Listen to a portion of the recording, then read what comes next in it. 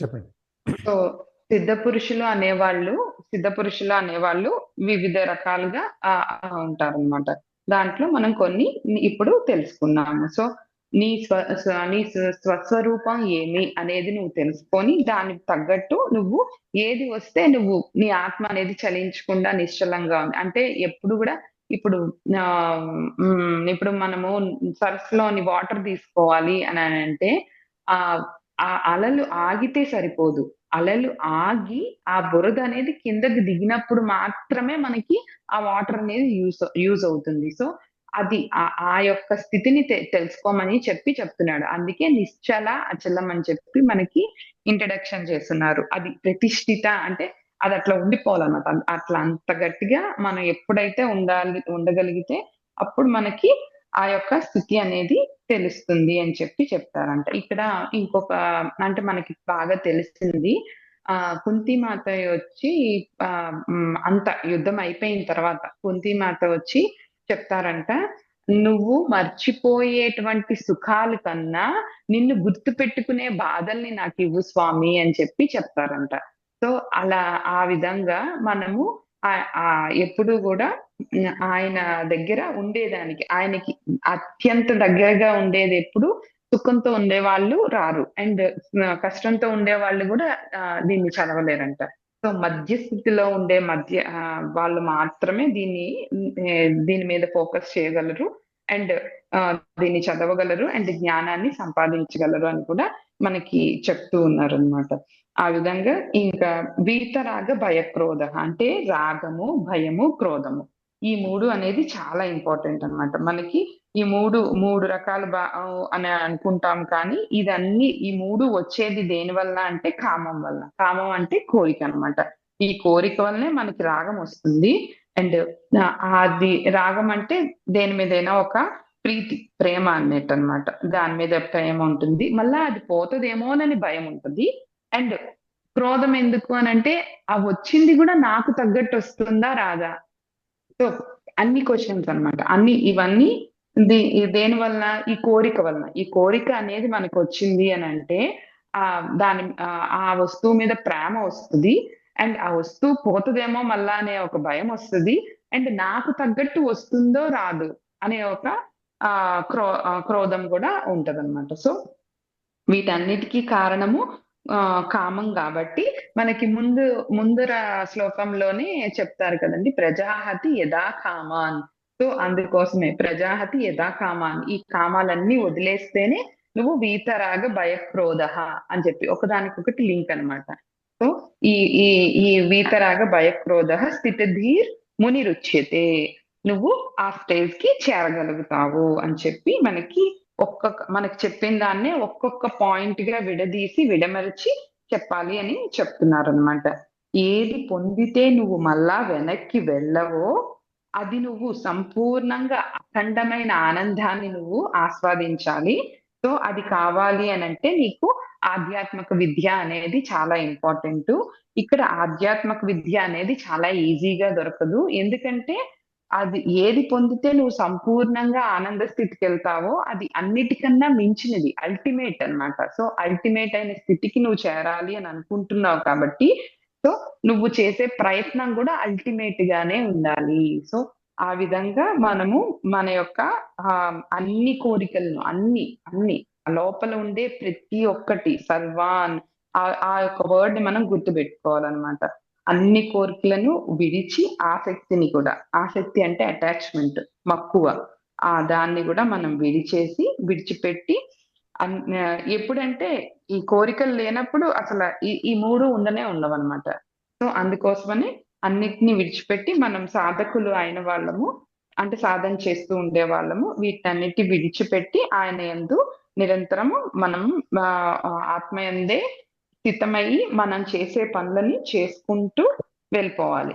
ఎలా అంటే ఇప్పుడు సముద్రం ఒడ్డున కూర్చున్న ఒక మనిషికి అండ్ సముద్రంలో కొట్టుకుపోతున్న ఒక మనిషికి ఎంత తేడా అయితే ఉంటుందో మనకి అంత తేడా అనేది అప్పుడు కనిపిస్తుంది అనమాట.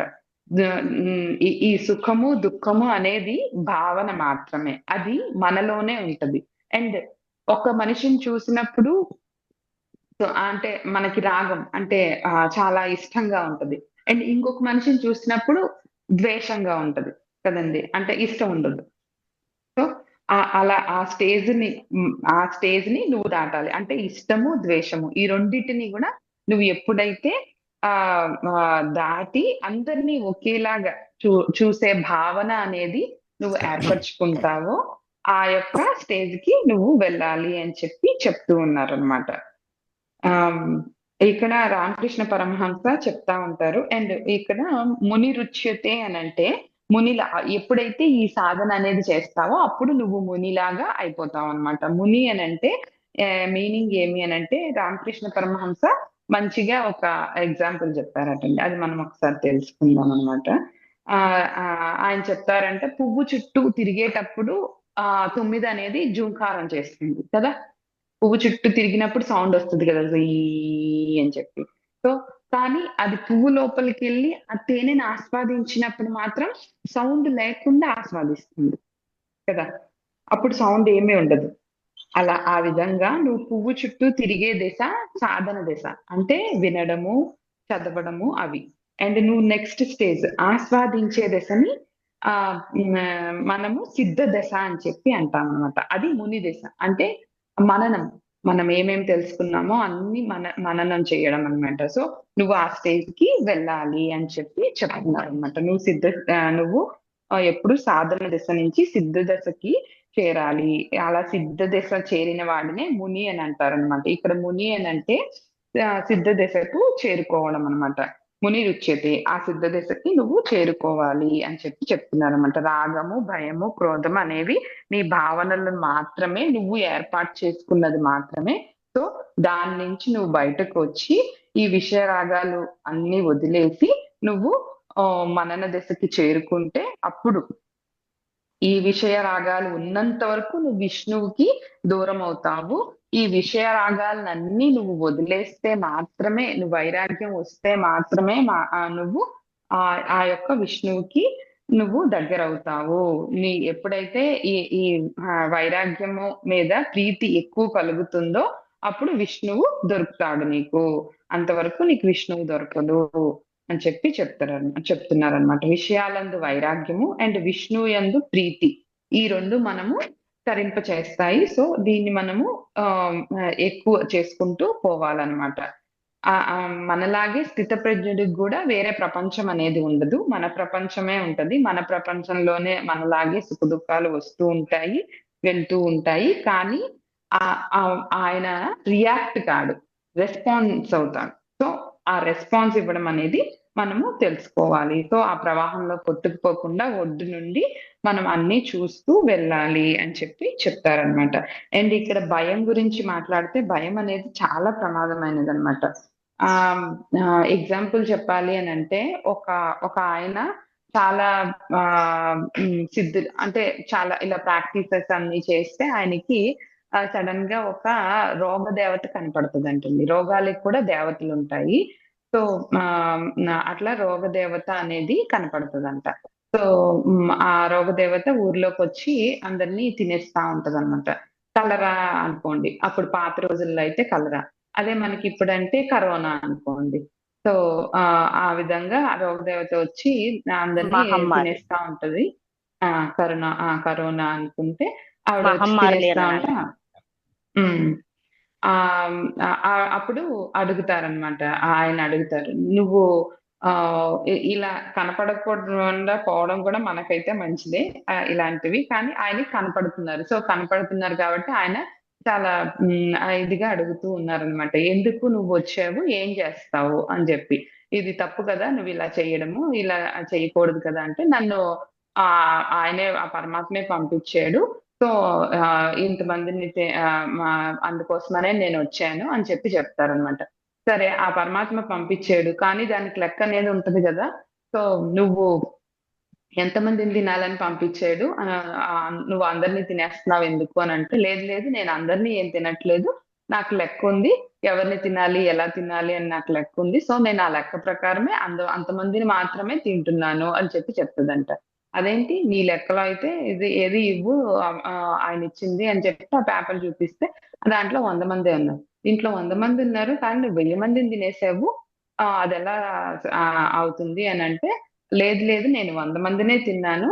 నేను వస్తానేమోనని భయానికి ఇంకొక 900 మంది చనిపోయారు. అది నా లెక్కలోకి రాదు అని చెప్పి చెప్తదంట. సో, భయం అనేది అంత ఇదిగా ఉంటుంది అని చెప్పి ఇక్కడ చెప్పడం కోసం నేను ప్రయత్నించాననమాట. సో, ఆ విధంగా నువ్వు రాగాన్ని, క్రోధాన్ని, భయాన్ని ఈ మూడిటిని విడిచిపెట్టాలి. ఎందుకంటే దాన్ని ఎక్స్‌ట్రీమ్ పాయింట్స్ మనం చెప్పగలిగితే సో, ఇంత ఇదిగా ఉంటదా అని చెప్పి మనం విడిచిపెట్టేదానికి ఛాన్సెస్ ఎక్కువుంటదనమాట. సో, ఆ విధంగా ఆయన మనకి ట్రై చేస్తూ ఉన్నారనమాట. సార్ ఏమైనా యాడ్ చేస్తే యాడ్ చేయరా సార్?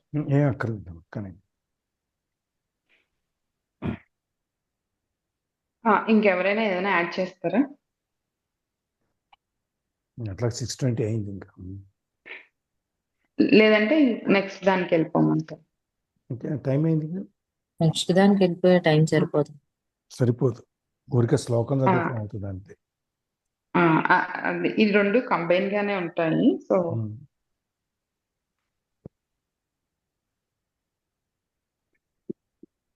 అదే సార్. ఎవరైనా షేరింగ్స్ ఉన్నాయా అండి? డౌట్స్ కానీ? చాలా బాగా చెప్పారండి. ఎగ్జామ్స్ తో చెప్పారు కదా, బాగా నేను మోస్ట్లీ ఎగ్జాంపుల్స్ మీదే కాన్సన్ట్రేట్ చేస్తున్నాను అనమాట. అంటే నాకు అర్థం అవ్వాలి. సో నాకు కూడా అర్థం అవుతుంది అండ్ మనకి ఈజీగా ఉంటది అని చెప్పి సో అట్లా. ఇది నిజమండి. నిజంగా వచ్చిన దానికంటే ఆ భయపడేది ఎక్కువ అవుద్ది. నిజంగా తినేసి వాళ్ళు ఎవరైతే ఉన్నారో వాళ్ళు అంత భయపడి ఉండరేమో. ఈ సేమ్ విషయం కూడా అంతే. నిజంగా ఆ సిచ్యువేషన్ వచ్చేసినప్పుడు ఒకవేళ మనసులో మనం నిండుగా ధైర్యంగా ఉంటే అది ఫేస్ చేయడం పెద్ద కష్టమే కాదు, టెన్షన్ కూడా కాదు. అదేదో ముందే అపోహలు ఊహించుకున్నప్పుడు అది చేయకపోవడం తర్వాత విషయం. ముందు సగం చచ్చిపోతాం, అక్కడే సగం డల్ అయిపోద్ది మనం. ఈ కరోనా వచ్చిన తర్వాత అయితే ఇది క్లియర్ గా అందరికి అర్థమైపోయింది సార్. ఎగ్జాక్ట్. ఈ కరోనా వచ్చినాక మాత్రం ఈ భయం అనేది భయాన్ని సగం మంది తినేసింది నిజంగానే కరోనా మాత్రం. కానీ మనకి సామెత ఉంది, రజ్జు సర్ప భ్రాంతి అనే ఒకటి సామెత. తాడుని కూడా మనం పాము అనుకుని భయపడిపోయి చీకట్లో తాడుని పట్టుకుని పాము అనుకుని పోయినోడు కూడా అట్లా చాలా మంది. అందుకని ఆ భ్రాంతి అనేది ఎక్కువ అన్నమాట.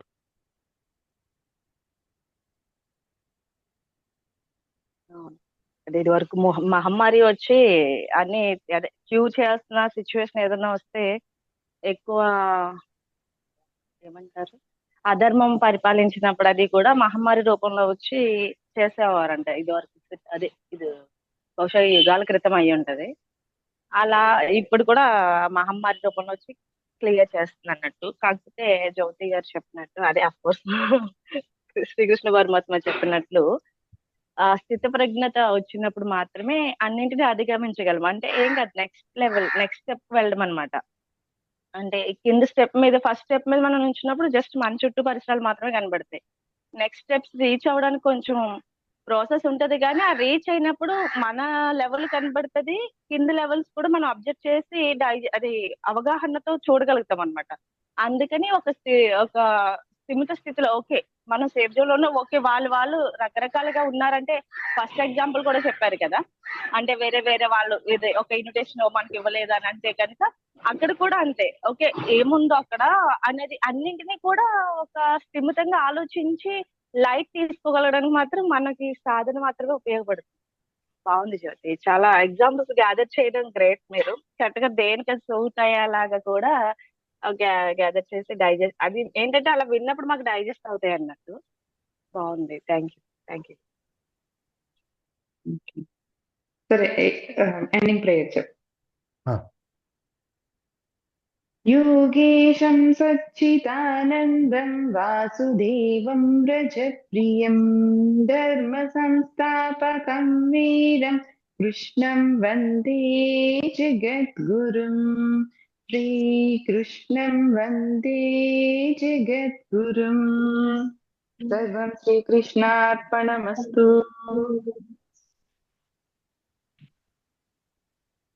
Thank you Jyothi. థ్యాంక్ యూ Thank you, thank you madam. Thank you. Thank you Jyothi, చాలా బాగా చెప్పావు. Thank you ma'am. Thank you. Thank you Jyothi garu. స్థిత ప్రజ్ఞత గురించి బాగా చెప్పారు. ఇది వీలైనంత బాగా వెళ్దాం. సో చాలా ఇంపార్టెంట్ శ్లోకాస్, చాలా అంటే అన్ని విన్నట్టే ఉంటున్నాయి. సో మనము దాంట్లో ఉన్న ఆ ఒక్కొక్క వర్డ్ ని నేను స్ట్రెస్ చేసి అందుకోసమనే చెప్పాలి అని అనుకుంటాను. అన్ని విన్నట్టే అనిపిస్తుంది కదా, అన్ని మనం ముందర వినిందే అన్నట్టు. సో దాన్ని బాగుంది సార్, ఒక్కొక్కటి చూస్తా ఉంటేనే చాలా ఓకే, ఇంత ఉందా దీంట్లో. ఎప్పుడు వినడమే కానీ సార్ ప్రాక్టీస్ లో పెడితే చాలా చేంజ్ ఉంది నిజంగా. చిన్న చిన్న వర్డ్సే, ఇంట్లో జరిగే చాలా చిన్న చిన్న మాటలే. దీనికోసం మనం ఎంత రియాక్ట్ అయ్యి విడాకుల వరకు వెళ్ళేది కూడా, వీళ్ళు టూత్ పేస్ట్ కోసం విడాకులు తీసుకున్నారని కూడా ఒకటేదో చదివే. ఎందుకనంటే వాడు పెట్టింది టూత్ పేస్ట్ ఉండట్లేదు, ఎంతకన్నా మనిషికి నేర్పిస్తా అని చెప్పి విడాకులు ఇచ్చిందండి. దానికి బదులు నువ్వే పెట్టుకోవచ్చు కదా, నీకు దగ్గర ఉంది నచ్చినట్టు. అయ్యో నవ్వచ్చు సార్ నిజంగా అది విన్న వెంటనే. ఏం లేదు, ఇన్ని అయిన తర్వాత అన్న కొంచెంలో కొంచెం మన స్వభావంలో ఏమైనా తేడా వస్తే అప్పుడు మనం విన్నదానికి ప్రయోజనం. ఆచరణలో పెట్టగలగాలి సార్. కొంచెం చిన్న మరీ పెద్ద సంగతి పక్కన పెట్టిన చిన్న ఆయన చెప్పేది కూడా చిన్న చిన్నవే చెప్తున్నాడు సార్, ఏం పెద్ద కూడా చెప్పట్లే. కానీ ఆ చిన్న చిన్న వల్ల చాలా పెద్ద వాటిలో చేంజెస్ వస్తా ఒకసారి ఉంది. చిన్న అలవాటైతే పెద్ద ఆటోమేటిక్ వెళ్ళిపోతాయి. ఇక్కడ ఇవాళ ఒక పాయింట్ ఏమనిపించిందంటే, జ్యోతి అది అదర్వేర్ ఎవరైతే అంటే జస్ట్ మన చుట్టూ ఉండే పరిస్థితులు కానీ మనుషులు, మొన్న ఆల్రెడీ మనం చెప్పుకున్నాం కదా, మనం మన యొక్క హ్యాపీనెస్ కానీ మన ఫీల్స్ ని ఎవరితో షేర్ చేసుకుంటే దాన్ని బట్టి మనకి అది బరువు పరుగుతుందా తేలిక అవుతుందా అన్నట్టు. ఒక గురువు గారితో ఆవిడ షేర్ చేసుకోవడం వల్ల చాలా తేలికైంది, అంటే కరెక్ట్ వేలో ఉందని నాకు ఐడెంటిఫై వచ్చింది. అదే నాయబస్ ఇప్పుడు మనం చాలా వాట్సాప్ మెసేజెస్ చూస్తున్నాం రిపీట్ అవుతుంది. ఒక బియ్యం గింజలనే అది అక్షతలుగా కలపచ్చు, రైస్ గా ఉండొచ్చు, ప్రసాదంగా మలచొచ్చు, లేదంటే క్షుద్ర పూజలు చేసే వాళ్ళ దగ్గరికి వెళ్తే అది వేరే విధంగా కూడా మలచబడతాయి అన్నట్టు. అలా ఉన్నది ఒకటే, కానీ ఆ ఐటమ్ ని మనం ఎలాగా దాన్ని ఇన్వెస్ట్ చేస్తున్నాము, ఎలా దాన్ని ఉపయోగిస్తున్నాం అనే దాన్ని బట్టి దానికి ఒక వాల్యూ డిపెండ్ అవుతుంది అన్నట్టు. ఆ వాటర్ కూడా అంతే కదండి. అదే వాటర్ బురదగా ఉన్నట్లయితే బురద నీళ్ళు అని అంటాము, అదే పన్నీర్ అవుతుంది, అది తీర్థం అవుతుంది అన్నట్టు. మనము మన మనస్థితిని కానీ, మన లైఫ్ జర్నీని కానీ, లైఫ్ సిచ్యువేషన్ ఏదైతే ఎవరి దగ్గర అయితే మనం ఎవరితో అయితే స్పెండ్ చేస్తూ ఉంటామో దాన్ని బట్టి మన వాల్యూ కూడా చేంజ్ అవుతుంది అన్నమాట. బాగుంది వాళ్ళ, అంటే అఫ్ కోర్స్ మీరు మనం ప్రతి ఒక్కరం కూడా ఎవరితో ఎలాగా స్పెండ్ చేయగలుగుతాం అనే దాన్ని బట్టి మన life value. Thank you sir, thank you. ఇది వింటూ మనం గోపాల సినిమా చూస్తే ఇంకా బాగుంటుంది, బాగా అర్థమవుతుంది. హైలా శ్రీలత గారు మ్యారేజ్ చేయండి. Good morning sir. జై పాపం. శ్రీరామ్. జై శ్రీరామ్.